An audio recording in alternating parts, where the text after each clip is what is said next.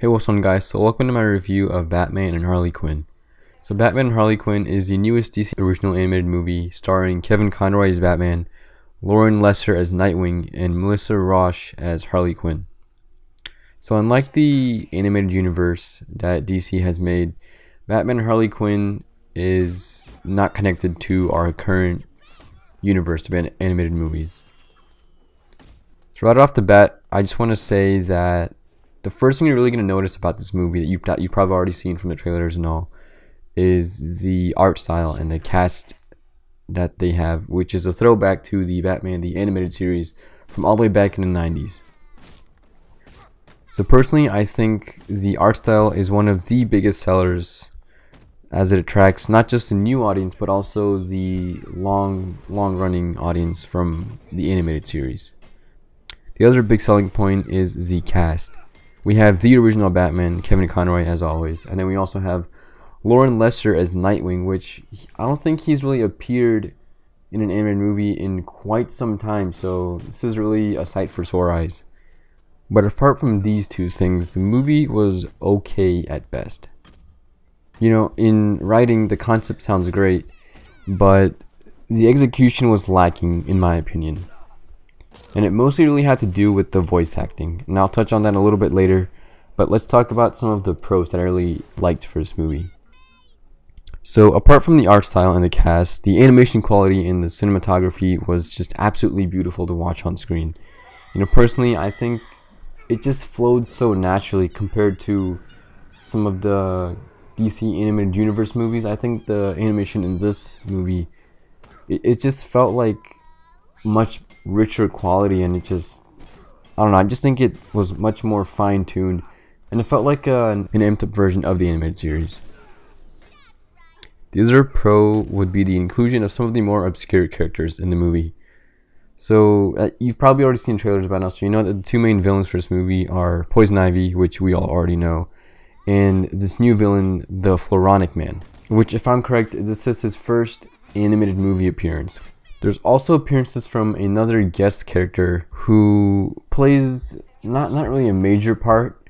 It's all kind of connected to his story, but he does show up at the very end of the movie, and it was a nice little guest character appearance. He doesn't really do much, but say a few things, but it was really nice to see him actually make an appearance in the movie. The last pro of this movie would definitely be the story.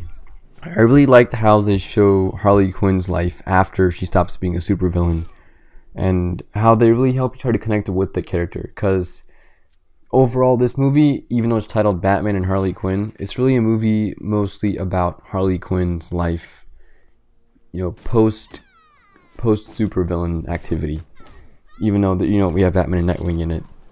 So it's really a movie about, you know, how she copes with certain things that happened after she's starting to live a normal life. As for the cons, the first one, which isn't the most major, but it's definitely a key con in this movie, would be the humor. You know, I get they're trying to go for a new, fresh approach, and they're trying to aim towards a large group of age groups when it comes to humor, but the humor just doesn't land with me. You know, it just didn't work. You know, some of the humor felt targeted towards a younger audience, and it felt really immature, and I didn't get a laugh out of it. I mostly just kept a straight face throughout most of the humor. There were some times where I definitely did get a good chuckle out of some of the moments, but majority of it just didn't work for me. That might be my personal preference. You might get a good laugh out of this, but personally for me, I was expecting a little bit more mature humor in this. The next con, which I think is the main reason that this movie is straying from its potential, is the voice acting and the overall performances by our main cast, so Batman, Nightwing, Harley Quinn.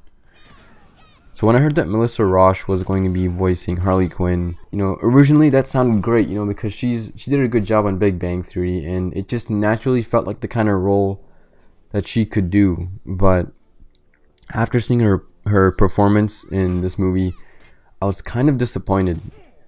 You know, I really respect the decision that Warner Bros. DC and the director has made to cast Melissa Rauch as Harley Quinn as the new voice actor, but the performance just didn't move me like Tara Strong's performances do. I mean, you can definitely tell that Melissa Roche is trying her best as Harley Quinn, but I just didn't feel that level of energy and enthusiasm from Melissa's performance compared to Tara Strong's performance. There are times where she did have some strong moments where I felt like, okay, yeah, I can get used to this, but for the most part, it just didn't land with me. But I'm still gonna give her the benefit of the doubt and give her a second chance. Just because, you know, this is a fairly new role for Melissa Roche, and the whole role of Harley Quinn, the voice act, is just not many people can do it. The same way not many people can do the Joker's voice acting. You know, there's more and more people that are able to do it now, but it's still a really rare case. Same with Harley Quinn. So if I really had to compare Melissa Roche's performance as Harley Quinn, I'd have to compare it to Jason O'Mara's performance as Batman in the first DC Animated Universe movie, Son of Batman. I know that movie is like 4 years old by now, but even to this day, I still remember my initial reaction to his performance.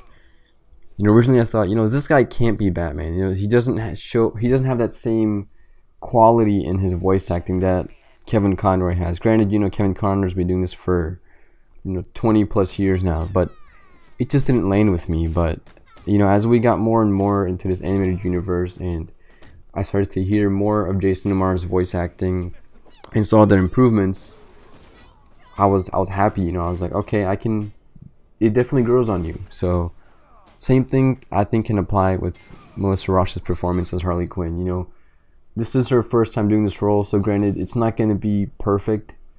So I really hope that they do give her a second chance and do cast her in future original DC animated movies. And I really do hope that she improves if she gets casted again. I think, you know, having multiple people reprise their role of a beloved comic book characters, I think it's great, you know, because not the same voice actors can't do it over and over again. You know, it's always nice to have backups and have a fresh perspective on the voice acting. So the way that Batman has like 5 or 6 different people that can voice him, I think that should apply to a lot of these famous characters. Next con, which was also a big deal in my opinion, was the behavior of some of the characters that were on screen. I won't dive into too many of the details, but I'm sure once you watch this movie, even casual fans will be like, yeah, that's not how Batman is supposed to act. There's some things that he does and some things that he says that really, I just know that's not what Batman would do, or that's not what Batman would say or act as. You know, my guess is they threw that in there as a form for humor's sake, or whatever vision the director had in mind, but it just didn't work for me. Even though this movie's mostly about Harley Quinn, I still don't think it's a valid enough reason to stray from the original character personalities, in my opinion. And then the final con that I have for this movie, which this is more of my personal preference, this might not bother you at all, but for me personally, there was one specific scene around halfway through the movie where the movie turns into a small musical performance for about like 5 minutes. The performance wasn't bad, but the whole inclusion of the musical just, I think, could have been avoided if it was handled from Batman's perspective. So most of this movie is, you know, what would Harley Quinn do? Along with, you know, we have Batman and Nightwing in there, but it's mostly about Harley Quinn. And that musical was shown from Harley Quinn's perspective on how to handle the situation. But I think it just would have made a more interesting scene if Batman and Nightwing handled it. But that's just my personal preference. You might not bother you guys at all. Overall, Batman and Harley Quinn is an okay movie that could have been better if the voice acting and character personalities could have been improved. And there's definitely a strong movie in this mix somewhere, but it just wasn't delivered the way that I think longtime fans might have wanted to see. I still do recommend watching this movie just for nostalgia purposes and for the beautiful animation and the storytelling.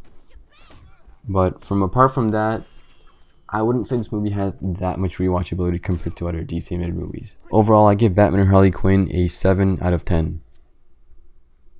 But that's all I got for you guys. Just my quick spoiler-free review of Batman and Harley Quinn. Let me know what you guys think about this movie. I know they did a theatrical release of this last night in specific cities and theaters.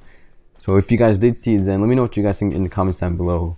or if you're gonna see it today or within the next few weeks when it comes out on Blu-ray. You know, did you enjoy this movie? Do you have mixed feelings? Do you completely hate it? And I feel like there's gonna be a lot more haters than lovers for this movie, just because the way that the perspective they took on these characters, it just is not gonna click with everybody from what I can see. So still, let me know what you guys think in the comments down below.